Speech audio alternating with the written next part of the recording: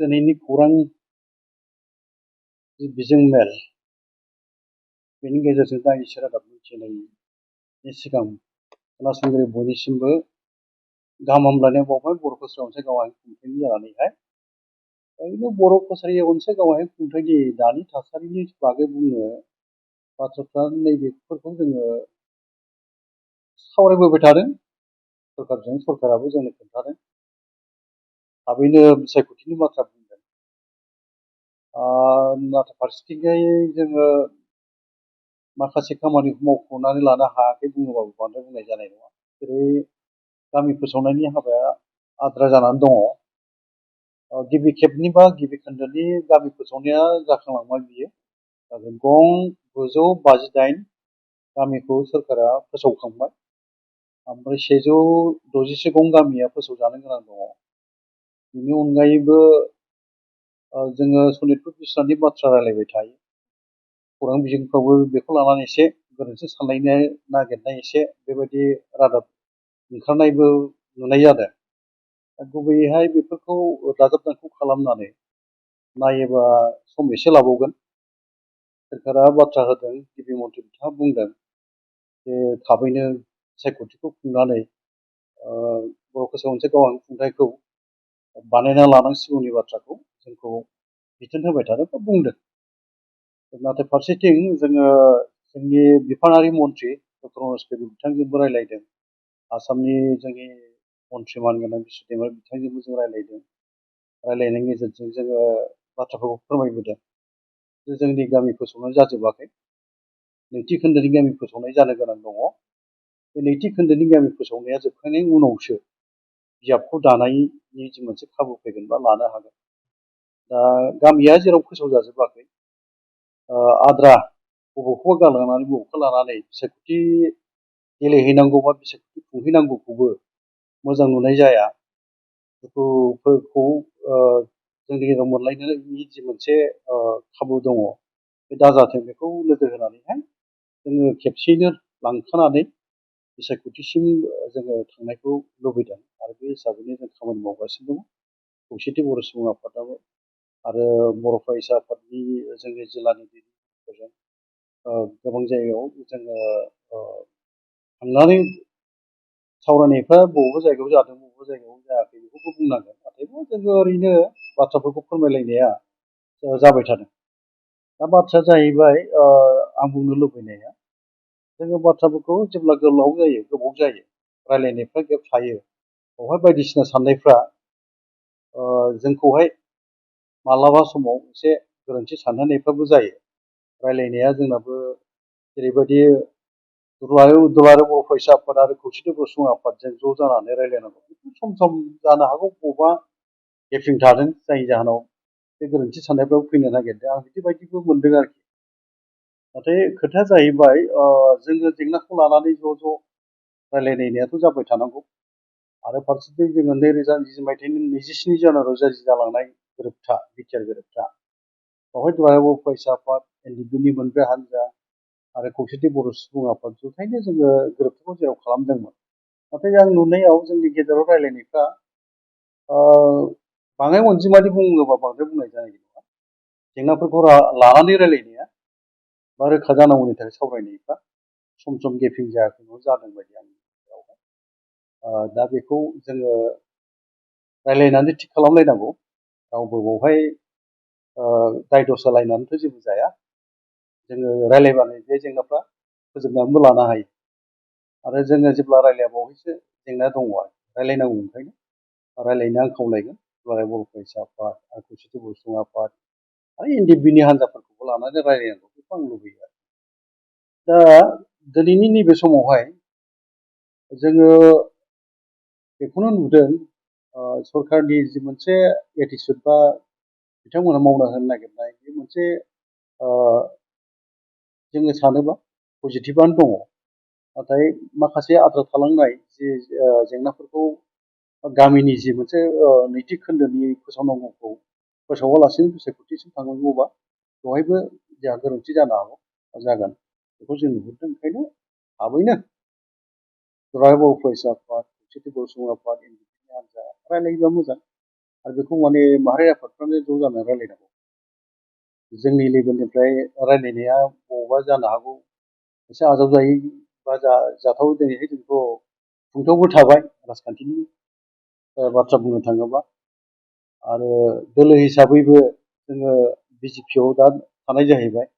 बे जाहोनाव रायलायनायफ्रा जोंजों बा जोंनि लिंहरनायाव रायलायनायफ्रा बारा आजावजाथाव जायाबो जानो हागौ। ओंखायनो माहारि आफादफ्रानो ज' जानानै रायलायनानै रोखा जायोबा मोजां बेखौ लुबैनाय जादों। दा बेनि अनगायैबो आं बाथ्रा बुंनो लुबैनाया जोङो आं दहायनो एसे बुंदों दाय दस होलायनानै जेबो जानाय नङा रायलायनांगौ।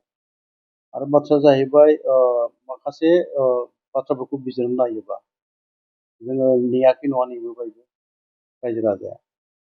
जोङो 1993 मायथाइनिफ्राय बिएसि गोरोबथानि उननिफ्राय बेनि उनावहाय 2003 मायथाइ बावहाय बिटिसि गोरोबथा आरो 2020 मायथाइनि 27 जानुवारियाव बिटिआर गोरोबथा।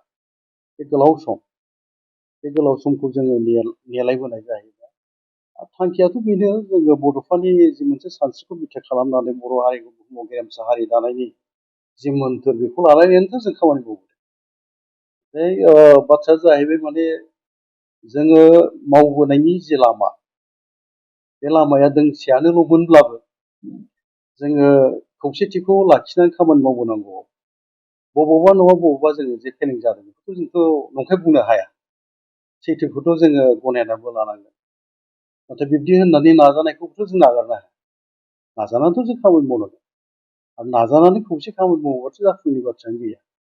बे बाथ्रा ओंखायनो जोंनि मुंख्लंफोरनि जिउ बाउलांनाय रायजो राजानि गिलु बालु खैफोद गोनां गोब्राब थासारियाव आलादा रायजो नागिरनाय जों जि सोमावसारनायाव बाहागो लाबोलायदों बा जों बाहागो लाबोदों बावहाय जेरैबायदि जेंना जेथोजों मोगा मोगि जानानै फैनाय बेफोर बाथ्राफोरखौ जों गोसोखांनानै बेसेबांसिम जोङो जोंनि गेजेराव खौसेथिखौ लाखिनानै साबसिन खामानि मावलांलायनो हायो बेनि फारसे नोजोर होलायनानै बा सानलायनानै खामानि मावोबा आं सानो गोरलै हाबा नङा। नाथाय जाफुंनायाबो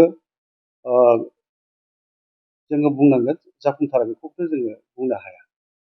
बाथ्राया जाहैबाय जोङो दैदेनगिरिफोरनि सायाव बा दैदेनगिरिफ्रा ज' जानानै जेंनानि सायाव रायलायनायनि गेजेरजों थांखि लालायनानै जों खामानि मावोबाथ' दिनै नङा गाबोन सानसे माब्लाबाथ' जाफुंनायखौ जोङो मिजिं लानो हाथारो। बे सैथो बाथ्रा। नाथाय आंनि नुनायाव दिनैबो खौसेथिनि आंखाला दङ। जोङो खौसेथिनि बाथ्रा बुङो, ज' जालायनाय खामानि मावनायनि बाथ्रा बुङो, बुहुमनि बर'फोरखौ खौसे जानायनि जोङो स्ल'गान होयो, गाबख्रावो जोङो, डेम'क्रेसिनि बाथ्रा बुङो, सुबुं मोनथायनि बाथ्रा बुङो, संबिजितनि बाथ्रा बुङो। नाथाय जोङो बाथ्रा बुंनायजों मावनायजों गोरोबहोनो हादोंना हायाखै बेबोथ' बिजिरनानै नायनो गोनां बाथ्रा। ओंखायनो बाथ्राखौ जों जेरै बुङो मावनायाबो जोंना जुदि जानो हायोबा मोजां आरो नाजानांगौ बेखौ जों लुबैगोन। आरो आंनि खावलायनाया बे थागोन माहारियारि आफादफोरनिसिम जोंनि बर'नि गौथुमफोरनिसिम जे दाय दसखौ सोरनोबा होलायनाया थिग जाया। टाइम टु टाइम रायलायनांगौ, रादाबफोरखौ लालायनांगौ। रादाब लालायाबा सावरायलायाबा बावसो गोरोन्थिफ्रा बा गोरोन्थि साननायफ्रा बिदियावसो सोमजियो। ओंखायनो बिनिफ्राय गोजान जानांगौबा रायलायनायखौ खालामथारनांगोन ना बे। आरो खौसेथिनि आंखालखौ जेराव जों मोनदांदों आरो खौसेथिनि आंखाल थानायनि थाखायनो जोंनि जेंनानि थाखाय जुजिनायनि लामायाव जों जे जेंनाजों मोगा मोगि जानांगौ बेबोथ' नंखाय नङा।